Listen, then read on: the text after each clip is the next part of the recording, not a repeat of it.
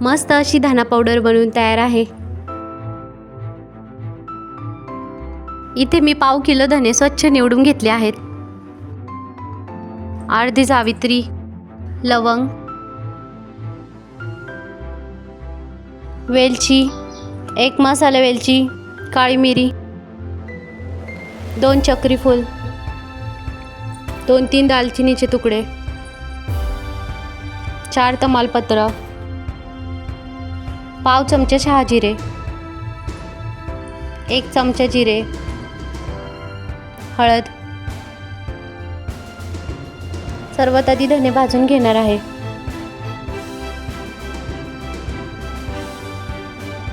धने भाजून घेताना लो हीटवरच भाजून घेणार आहे। 3 ते 4 मिनिट इथे मी धने भाजून घेतले आहेत। याचा हलकासा कलर बदलला आहे आणि छान वास सुटला आहे।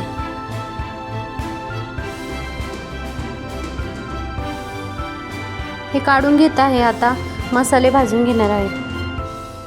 कढईत 1 चमचा तेल घेत आहे। त्यात कुटून घेतलेली हळद व्यवस्थित भाजून घेणार आहे।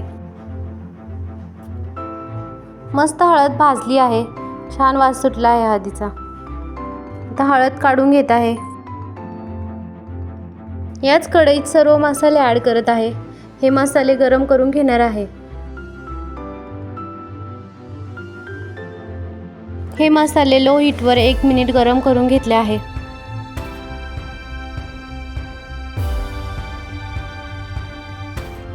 थंड झाल्यावर मी मिक्सरमध्ये बारीक करणार आहे।